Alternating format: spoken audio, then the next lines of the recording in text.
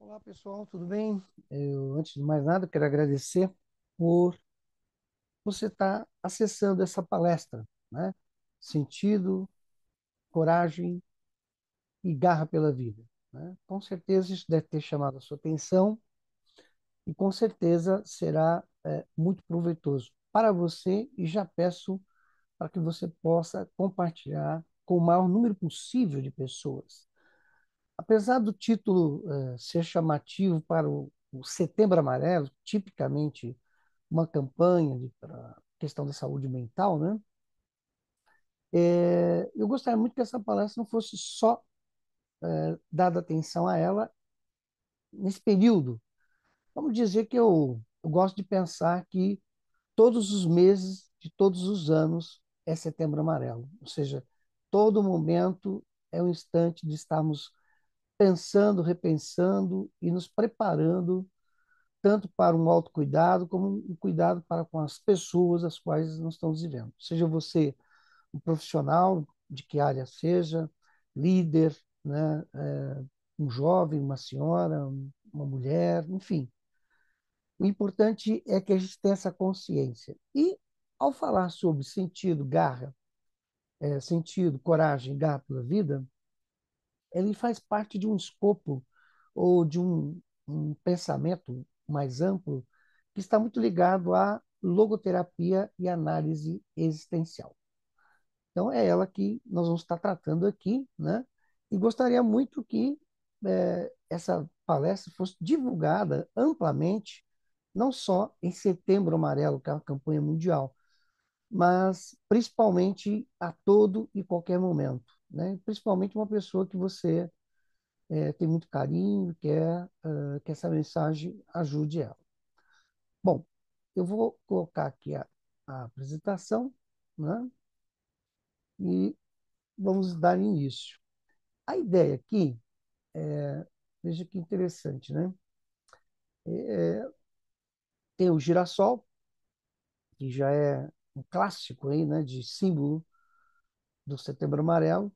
Eu, particularmente, tenho um carinho muito grande pelo girassol, porque o girassol, ele é uma das poucas plantas, podemos assim dizer, que ao mesmo tempo serve para ornamentar, mas ela em si, os componentes dela, desde a semente, caule, são sempre utilizados para várias coisas, desde aplicação de ração até sementes que podem ser utilizadas como aperitivo, muito saudável, né, ela sequinha, como também se transformar em óleos vegetais, né, que é extremamente saudável e importante. Então, e isso tem aquela característica célebre, né, que o nome girassol é exatamente porque quando tem bastante sol, a planta ela se vira para o lado onde está o sol, né? Isso trazendo já essa primeira mensagem que, ao fazer isso, você pode ter um sentido, uma coragem e garra pela vida, né? E para fazer isso, eu vou usar uma estratégia que é apresentar a história de duas pessoas, dois personagens muito interessantes. Um personagem eu vou chamar de guerreiro filósofo e o outro médico terapeuta de almas. E com isso extrair algumas lições de enfrentamento de momentos de crise e que está subjacente à questão do sentido, coragem e garra. Antes de continuar, quero chamar a atenção na palavra crise. Se você elimina ali o S, fica CRI. E essa é a grande característica da grande lição, né, desses dois personagens, né? Antes, porém, por que pensar nisso? Muito rapidamente, alguns dados já conhecidos, mas é bom a gente estar sempre enfatizando, né? Principalmente a questão do suicídio, a terceira principal causa de morte entre jovens, principalmente brasileiros. No período de uma década, houve um crescimento de 40% da taxa de suicídio entre crianças de 10 a 14 anos, né? E 33,5% para jovens de 15 a 19 anos. E, infelizmente, a cada 40 segundos, alguém está tirando a vida, né? E aí, muito triste isso. E uma outra constatação é que a cada caso de suicídio, um caso impacta mais de 20 pessoas, né? De 6 a 8 diretamente e as demais indiretamente, né? Uma constatação também é que nós vivemos uma epidemia de ansiedade, né? Aqui tem alguns dados que mostram um pouco desse impacto, por exemplo, na economia. Em 2014, o Brasil teve uma queda de 7% no PIB, né? Sobe 6% para 11%, né? As questões que têm implicações em relação a esse processo. No campo social, o número de divórcios no Brasil, 184, né? Em 84, 31 mil, e em 2014, 341 mil, né? 50%, né, mais risco de transtorno de ansiedade, né? A outra questão da violência, né, que traz assim um aumento muito grande, significativo, e isso traz o quê? Que a questão, às vezes, até de ter segurança, muitas vezes dá facilidade a, por exemplo, armas de fogo, cordas. Isso tem gerado também um processo muito perigoso de acessibilidade, condições de violência que estão desencadeando esse processo. E a epidemia, principalmente, tem uma questão que é grave, que a nível internacional está 3 ponto alguma coisa assim, por cento. No Brasil é 9% e mais alguns quebradinhos. Ou seja, no Brasil tem 3 vezes mais pessoas com ansiedade. Já somos considerados uma sociedade ansiosa. Vários estudos que têm feito e apontam para o que a gente chama de uma visão da ponta do iceberg, né, que estaria relacionado, né, um pouco aquilo que eu muito rapidamente citei. Os dados são outros também muito grandes, né? E a grande pergunta é: cresce o número de pessoas que se autoafligem e tiram a própria vida? E aí podemos fazer uma pergunta um pouco mais profunda. E o que isso, nossa, por trás disso, qual que é o real problema? Essa questão da saúde mental, principalmente do suicídio, ela é multifacetada, tem inúmeros fatores. Mas as minhas pesquisas e o próprio trabalho que eu tenho desenvolvido de atendimento a esse campo tem mostrado que existe, na verdade, e independente da faixa etária, extrato social, orientação sexual, orientação de gênero, religião, o que a gente percebe é que as pessoas não estão sabendo viver na realidade do mundo presente, do século XXI. E o principal elemento que estamos vendo é o vazio existencial. E o vazio existencial, como nós vamos ver a partir da visão da logoterapia e análise existencial, é um fator decorrente à falta de um sentido na vida. E aí a grande questão é: o que pode ser feito? Muitas são as indagações, poucas, muitas vezes, as respostas. Aqui não pretendo esgotá-las, nem tampouco ser dono da verdade, mas quero apresentar algumas pistas. Entre elas, contando a história aqui do nosso querido Viktor Frankl, né, que nasceu em 1905, morreu em 1997, com 92 anos, na Europa, Viena, Áustria.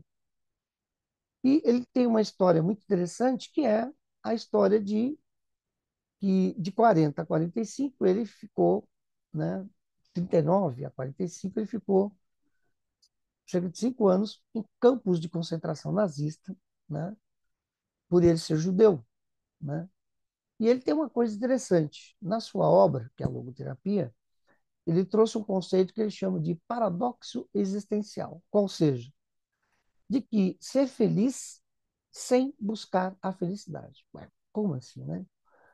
É que o Frankl, na teoria motivacional da logoterapia, ele apresenta que quanto mais as pessoas buscam sucesso, felicidade, bem-estar como um fim em si mesmo, isso acaba não acontecendo. Por quê? Não tem um sentido, não tem um porquê de ter esse sucesso ou essa felicidade. E para o enfrentamento das questões drásticas, as mais diversas, Frankl criou o que ele chamou de otimismo trágico. O que seria isso? É dizer sim à vida apesar de tudo, né?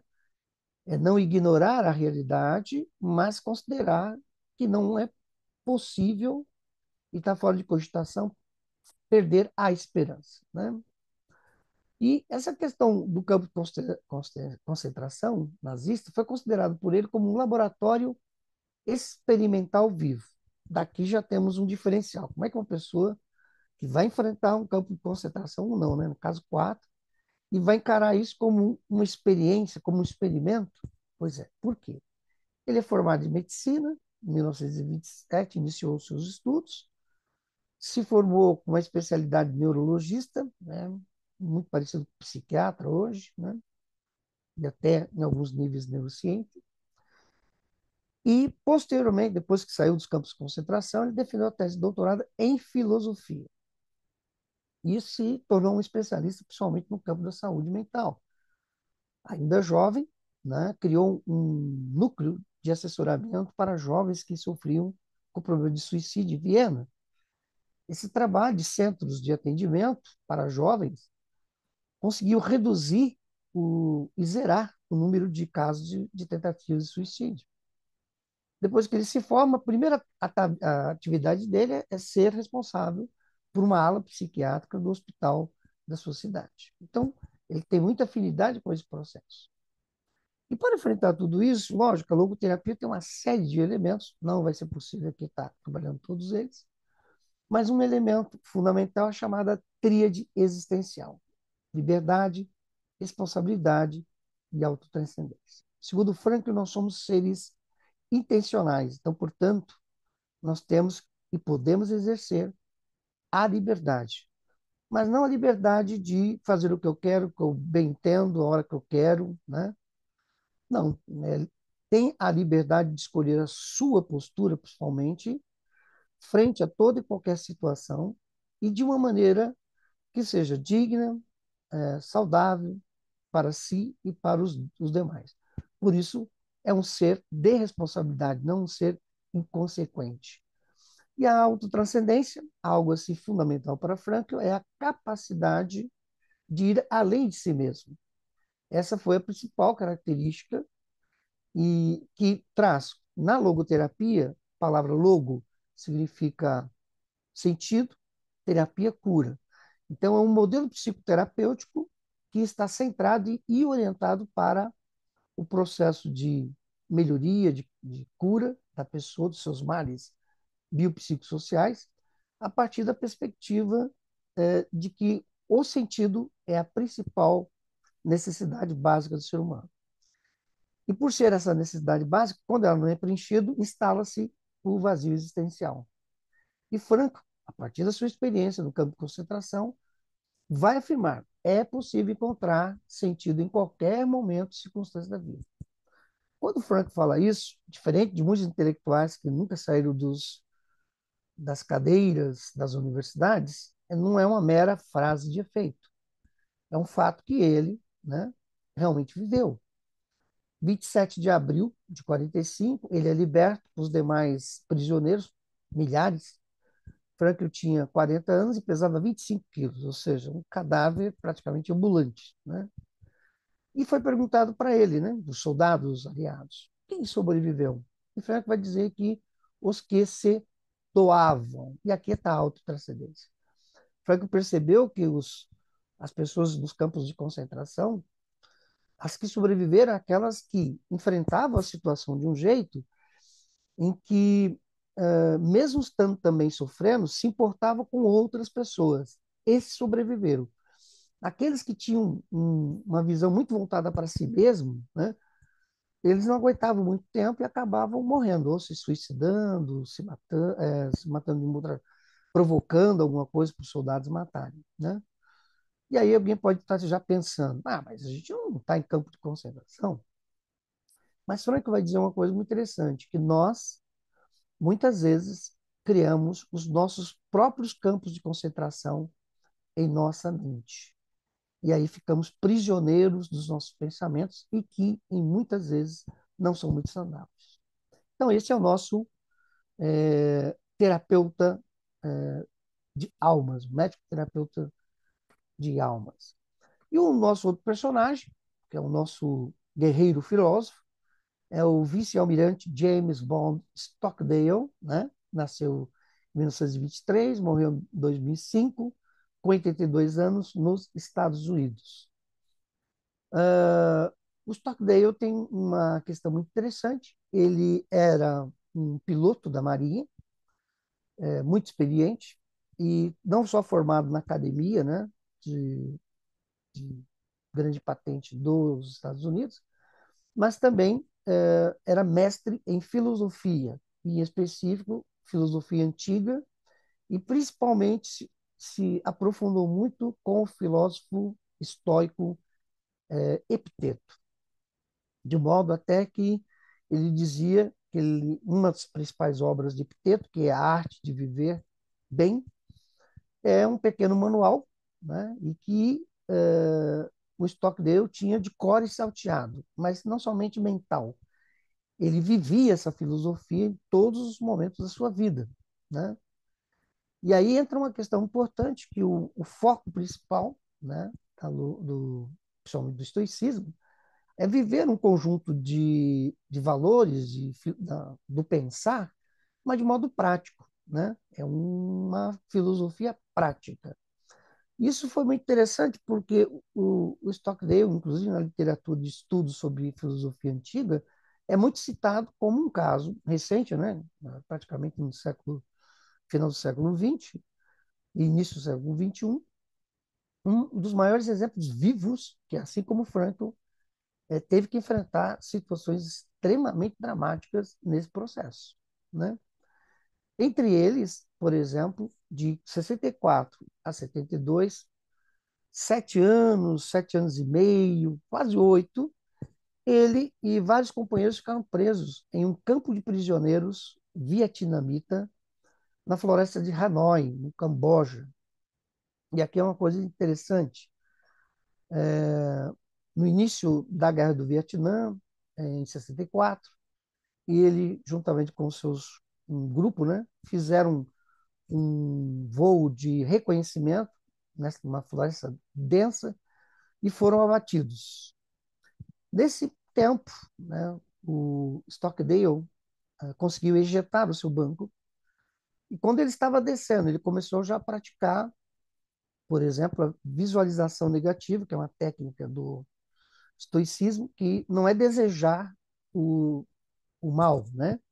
Mas já ir se preparando para o que iria acontecer e com isso amenizar, uh, digamos assim, o sofrimento no sentido do impacto daquilo que viria. E ele sabia já o que era ser capturado pelos vietnamitas, que eram comunistas vietnamitas, né? E que eram tão duros na tortura como os nazistas. Alguns estudiosos dizem que até mais. E aqui nessa figura, que não tem fotos, né? Mas tem essa figura que mostra que os prisioneiros eram acomodados não em celas pequenas, mas grandes, com os pés acorrentados em bancos enormes, assim, que eram desconfortáveis, e ali eles faziam suas necessidades fisiológicas, comiam, se estavam doentes não eram tratados adequadamente, e assim o estoque dele ficou por quase 8 anos. E ele conta que ah, quando o banco dele injetou, e ele estava descendo de paraquedas, ele começou já a se preparar para o que viria, porque ele sabia que ficaria preso ali pelo menos uns 2, uns 3 anos, né? Mas na verdade ficou muito mais que isso.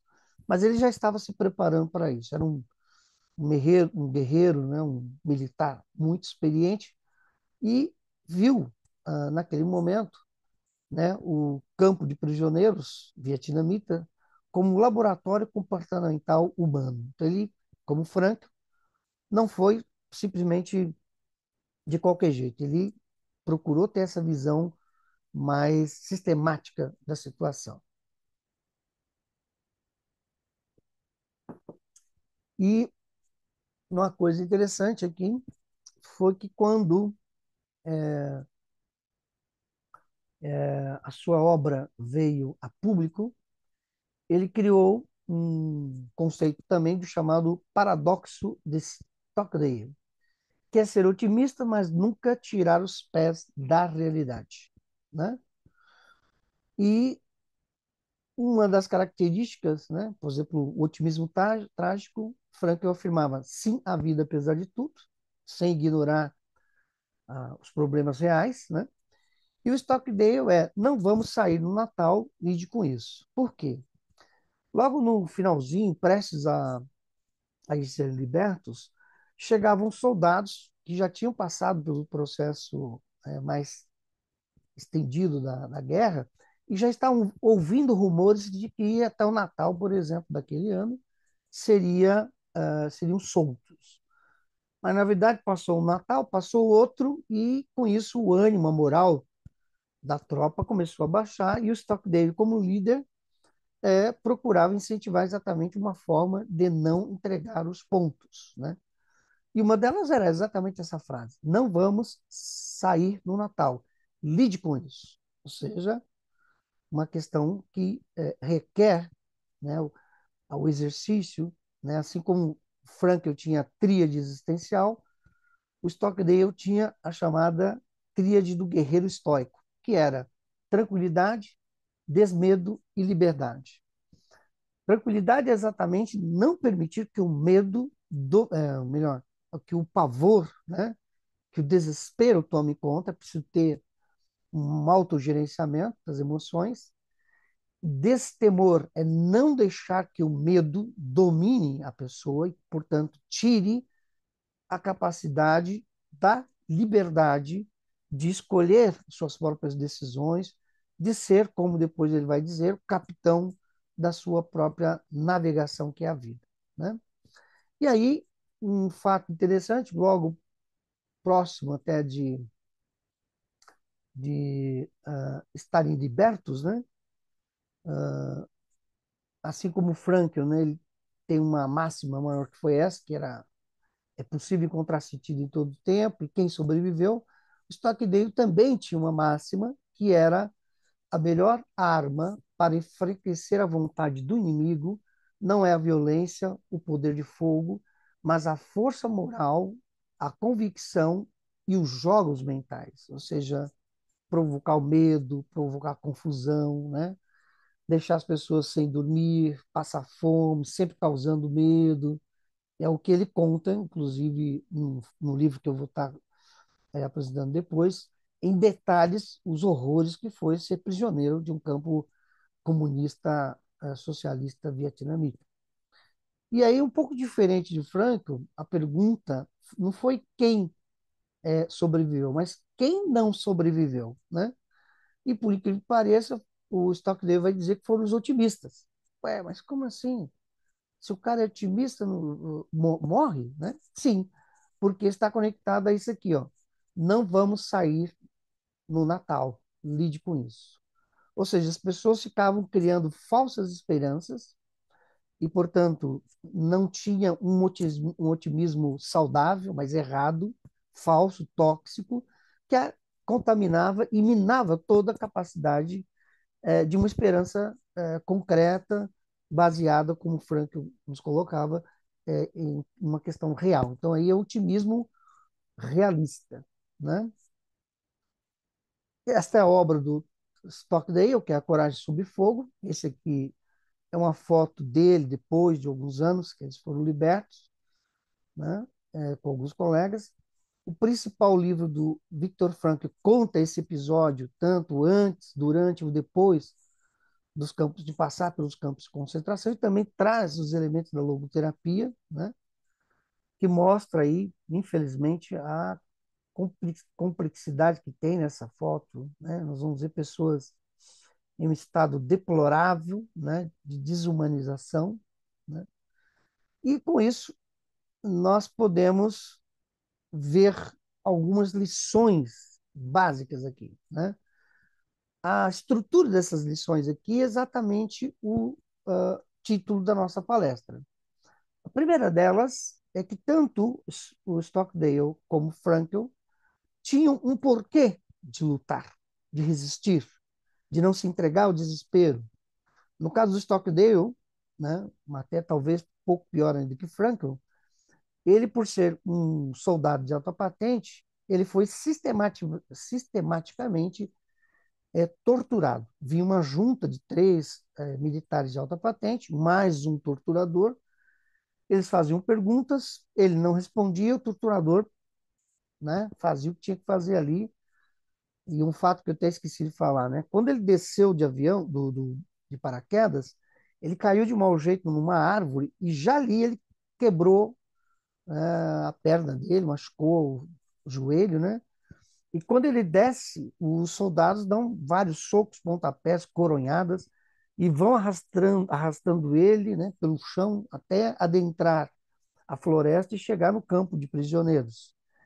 E aquela perna não foi cuidada e, portanto, teve um monte de problemas e o torturador usava sempre aquele ferimento para afligir mais ainda o estoque dele. Mas ele resistiu, não deu nenhum tipo de informação. Dentro do campo de prisioneiros criaram situações diversas, mas ele sempre se manteve um líder firme e ele não desistiu e ajudou os outros a não desistirem. Assim como o Franklin também, como médico, procurou sempre estar ajudando as pessoas, sempre incentivando, sempre a trazer o otimismo trágico para ser vivido e incentivar as pessoas a sempre olharem para o futuro, em sobrevivendo, o que algo poderia ser feito que só você poderia fazer. Portanto, sentido da sua vida. O segundo é a coragem, né? E a coragem para quê? Coragem exatamente, primeiramente, para não entregar os pontos, né? Para ficar firme, né? Coragem para não desistir de viver, né? E o terceiro, né? Tendo sentido, tendo coragem, é, houve da parte deles, é nítido isso, uma garra pela vida fantástica, né? Criaram aí e resgataram forças interiores quase que inumanas para superar todos os desafios. Nessas três lições, nesses três grandes eixos dessa história, dessas duas histórias, está também três elementos fundamentais, principalmente na logoterapia, mas também no caso do estoicismo, nós conseguimos ver isso. A primeira é a capacidade de autodistanciamento, e é uma questão que é só do ser humano, ou seja, eu não, eu não posso ficar focando muito só no problema, só na dor, só na minha dificuldade. Eu tenho que me autodistanciar. E para se autodistanciar, você precisa ter um outro foco, né? O segundo ponto, tão importante quanto esse autodistanciamento, é a autodeterminação, ou seja, eu quero tomar essa posição. Eu quero fazer um pacto comigo mesmo e com os meus colegas, que foi o que Frankl Stockdale fez com seus companheiros. Não vamos desistir, vamos ajudar um ao outro, e cada um faz um pacto consigo mesmo, né? Só que para isso você precisa ter autodeterminação. O que é autodeterminação? É a pessoa tomar por ela própria uma decisão e tomar uma postura. E aqui, no caso, uma postura de sobrevivente, não de vitimista.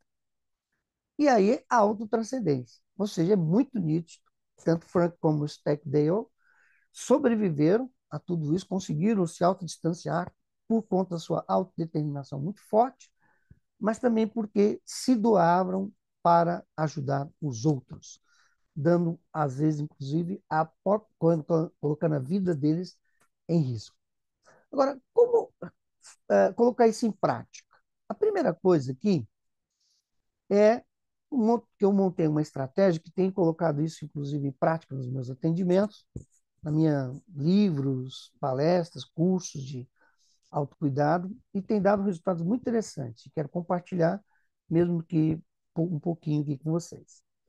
O primeiro aspecto é que temos que ter e desenvolver o que eu chamo de efeito garra pela vida com sentido, né? E depois desenvolver um hábito de realizar cotidianamente um processo de autocuidado autêntico. Voltando aqui, o que é ter garra, né? A capacidade de perseverar, produzir resultados além do puro talento, da sorte ou das eventuais derrotas. Ou seja, nem tudo é flores. Vai ter na vida grandes quedas, frustrações, derrotas, como os dois colegas nossos, mas não desistir. Tá? Que essa é a primeira característica do Garra, né? A segunda característica é ser um sobrevivente e não um vitimista. O que é ser um sobrevivente? Nós vamos aqui que é uma importância grande, né? É que para ser um sobrevivente é preciso você largar o papel de vítima e crer que é possível sobreviver apesar dos obstáculos. Então, portanto, o sobrevivente é aquele que não ignora aí otimismo trágico e otimismo realista. Não ignora que a coisa está feia, pode piorar, inclusive, mas eu não vou perder a esperança. Eu não vou ficar jogando a culpa no pai, na mãe, no governo, no vento, na chuva. Ou seja, vou encarar essa situação como sobrevivente, né? E aí, o mais importante é que essa postura de sobrevivente e faz com que a gente não entre, ou se entrar, a gente saia do papel de vítima, né? Possibilitando, que é o mais importante, termos oportunidade de seguir em direção ao futuro. Porque o vitimista, ele para no lugar, culpa todo mundo, não é responsável com a sua vida, né? E fica parado ali, né? Não vê resposta, não vê soluções ou oportunidades, né? Então, por isso que temos que exercitar a autodeterminação com sentido e consciência, porque senão esse processo de garra pela vida, né, e essa postura de sobrevivente jamais vai ocorrer. Agora, o que, que o sobrevivente, qual é a principal, os princípios que o sobrevivente tem que seguir? O primeiro deles, e que está muito nítido isso na vida dos nossos dois personagens, é nunca desistir de lutar. Não importa o que aconteça, não desista de lutar. O segundo, nunca desistir de você. Ou seja, mãe, pai pode desistir, governo pode desistir, né? A vida pode não ser muito justa, mas veja, não desista de você. Acredite em você, acredite nos seus sonhos. Isso pode ser até clichê, meio já até banal, mas é isso mesmo. Não desista de você. A pessoa que mais tem que ser valorizada na sua vida é você. Isso não é ser egocentrista e nem narcisista. Mas também o contrário, o extremo, né? Querer agradar todo mundo, sofrer pelos outros, isso também não é saudável. E, por fim, o terceiro princípio de ter garra pela vida e ser um sobrevivente é sempre dizer sim à vida, apesar de tudo, que é a grande frase do Frank. Tendo aí colocado em prática o fator garra pela vida por sentido, aí dá para você já iniciar o processo de autocuidado autêntico. Por que eu chamo de autocuidado autêntico? Porque tem o autocuidado inautêntico.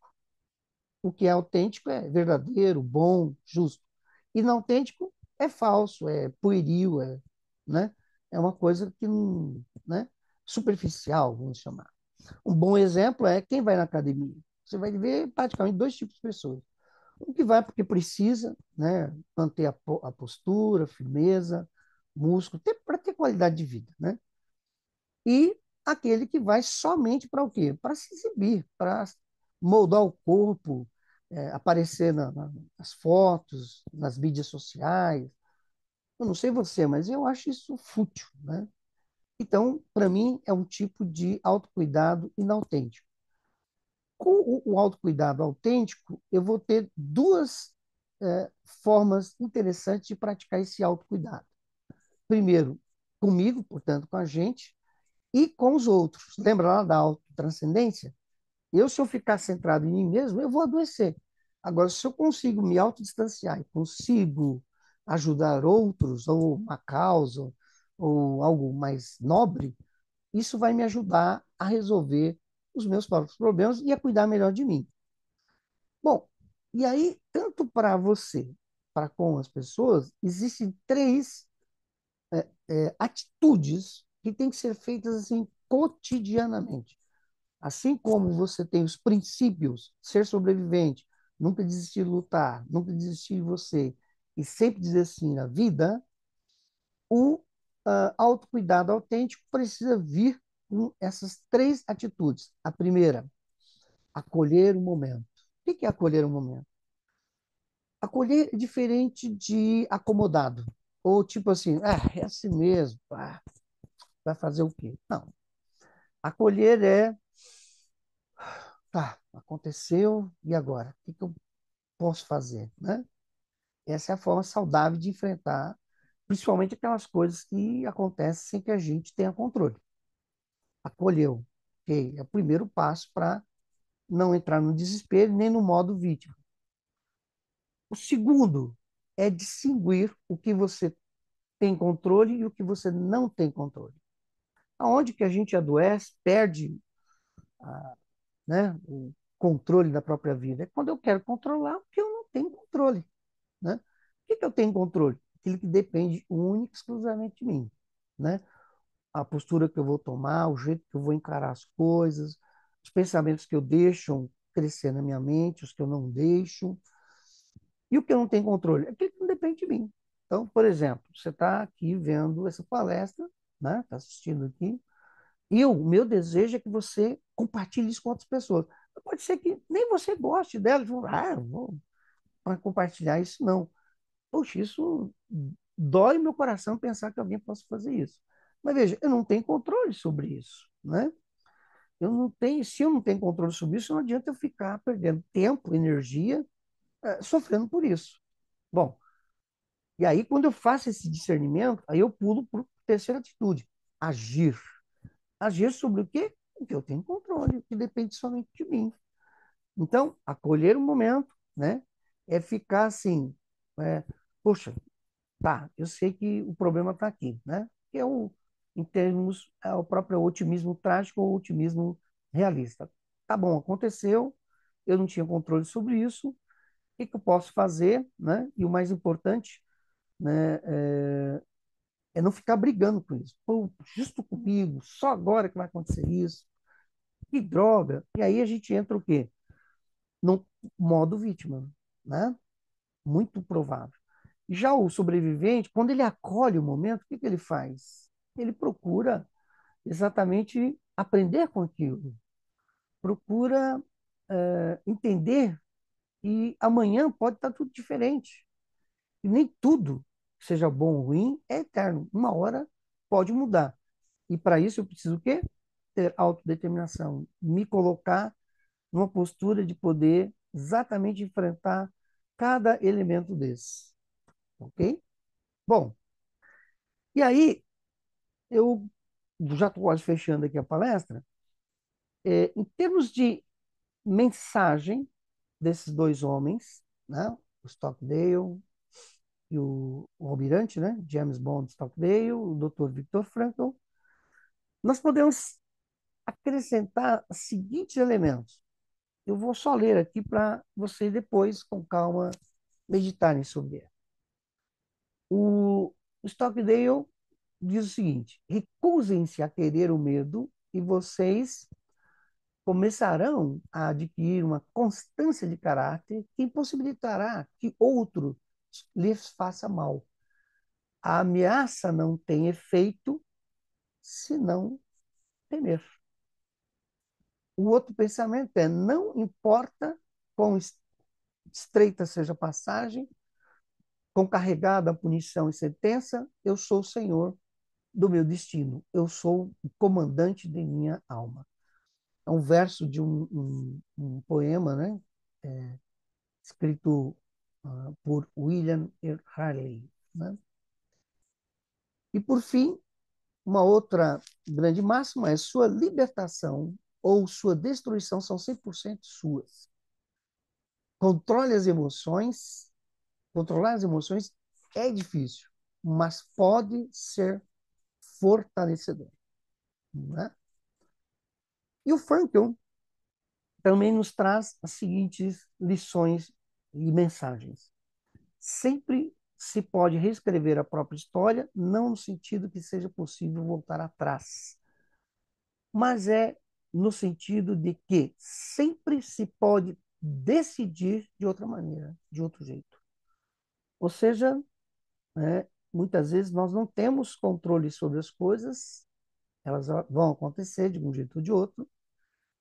O sofrimento às vezes é inevitável, mas eu tenho que saber lidar com ele. Então, quando algo, principalmente trágico, ocorre, é necessário dizer sim à vida para fazer o quê? Não se entregar ao desespero e ver que se a sua história até nesse momento foi ruim, que inclusive levou você a achar que a sua vida não tem mais sentido, comece a perceber que você pode reescrevê-la, né? Não no sentido de voltar atrás e apagar as coisas, não, mas no sentido de o momento e o futuro estão em abertos. O que eu posso fazer, né? Rollo May, que é um grande psicólogo existencialista norte-americano, ele dizia: eu tenho certeza de duas coisas. Uma, que eu nasci. Segunda, que um dia eu vou morrer. Agora, o que eu vou fazer de um ponto a outro, aí que é o grande segredo da aventura humana. E tudo pode ser escrito. A outra mensagem de Franco é: tudo se pode tirar de um homem, um ser humano, exceto a última das liberdades humanas, escolher a própria atitude em qualquer circunstância, escolher o próprio caminho, por mais difícil que tenha. Lembrando que tanto Stockdale como Franklin viveram os horrores de prisioneiros de guerra, né? Quando não somos mais capazes de mudar uma situação, somos desafiados a mudar a nós mesmos, né? É o que aconteceu com os dois, né? O nosso guerreiro como médico de almas, eles tiveram exatamente colocar isso em prática. Qual que é, então, a grande, né, o grande caminho aqui, né? É, tanto Frankl como Stockdale, é a serenidade, né? E o que é serenidade? É expressar tranquilidade diante de situação de crise e se manter de forma serena, sem agitação e perturbação, sendo um sobrevivente e não um vitimista. E serenidade é isso, gente. Né? Ah, eu sou calminho, não me deixa abalar. Não. Né? A questão é o autocontrole, com aquelas bases todas que nós falamos, né? Mas o mais importante aqui é manter a serenidade. Essa é a grande atitude e caminho que, né? A grande atitude é a serenidade e o caminho é da sobrevivência, de ser uma pessoa que luta, não desiste, né? E vai em frente. Bom, fechando aqui, concluindo a nossa palestra, né? Eu queria já deixar na conclusão essa frase do Frank, que para mim ela é fantástica, né? E também serve para o que o Stockdale também, eu acho que diria o mesmo, né? Até disse lá no livro que eu mostrei, em outras palavras. Ah, mas eu não estou numa prisão lá vietnamita comunista lá do Vietnã. Ah, mas eu também não estou no campo de concentração nazista. Mas olha o que o Franco, que viveu isso, nos diz. Cada um de nós tem seu próprio campo de concentração interior. Devemos lidar com ele usando a compaixão e paciência como seres humanos completos que somos e que desejamos nos tornar. Muito bem. E aí, uma coisa que eu gostaria de encerrar. Essas duas histórias nos mostram o seguinte: precisamos abraçar a sabedoria dos dois caminhos, do guerreiro filósofo e do médico terapeuta de almas. E fazer o que nesse abraço? Unir o poder do sentido, quem tem um porquê pode enfrentar qualquer como, é a frase de Nietzsche que Frankl sempre citava, e que é o que aconteceu no campo de concentração, aqueles que tinham sentido, uma missão, algo para fazer no futuro, foram os que sobreviveram. Né? Então, unir o poder do sentido com o agir com coragem. E coragem, a palavra coragem vem de cor, que significa algo do coração, algo que é feito não só com a razão, mas muito mais assim com o coração, com aquela vontade, né, por exemplo, o que é uma pessoa corajosa, né? Um bom exemplo de uma professora que a escolinha começou a pegar fogo e ela não pensou nela mesma. Foi lá, foi tirando as crianças, né? E salvou várias crianças, mas infelizmente acabou morrendo. Todo mundo falou: puxa, como ela foi corajosa. Mas ela agiu ali pensando? Não, porque se ela pensasse, ah, imagina, deixa eu morrer esses meninos aí, não tem nada a ver com isso aí. É, vou cuidar do meu, né? Então seria um autocuidado inautêntico. E ela fez um autocuidado autêntico. Ela procurou o máximo cuidar ali para não se queimar, mas infelizmente depois, me parece que ela não morreu queimada, mas morreu por conta da inalação da fumaça, né? Então, unir o poder do sentido com o agir com coragem e a perseverança de garra pela vida e o exercício do otimismo trágico ou otimismo realista. Sim, a vida, apesar de tudo, e em todo momento e circunstâncias. E, por fim, a soma dessas lições é a maior prevenção e forma de combate dos nossos campos de concentração e de prisioneiros na nossa mente. Ou seja, deixarmos de sermos os nossos próprios cárceres, né? Das nossos pensamentos, nossos sentimentos. E seria isso a mensagem que nós queríamos deixar aí para vocês. Espero que seja útil, que possa ter ajudado você a dar uma animada, ter mais garra pela vida. E não esqueça, né? Essas duas histórias não são ficção científica, não são contos de fada.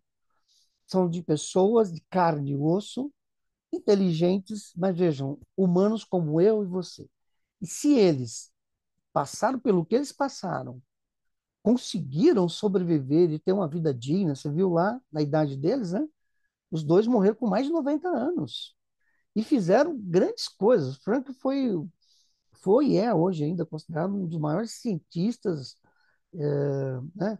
Teve mais de 10 títulos de doutor honoris causa, mais de 35 livros publicados em várias línguas, foi convidado professor de várias universidades como Harvard, Oxford, na China, na Rússia, aqui no Brasil, inclusive, na PUC do Paraná, em 85. E o Stockdale também, né? Estudou em Harvard, estudou em Yale, foi professor, foi aviador, foi inclusive vice-presidente do Al Gore, né? Que teve, infelizmente, não ganhou as eleições, mas ele foi vice-presidente, né? Então, pessoas que realizaram, deixaram o seu legado, deixaram a sua marca na vida das pessoas. Talvez não precise a gente passar por eles, passar nem deixar um legado tão pesado assim. Mas o mais importante não é sermos iguais aos grandes, mas seria, como dizia Sêneca, né?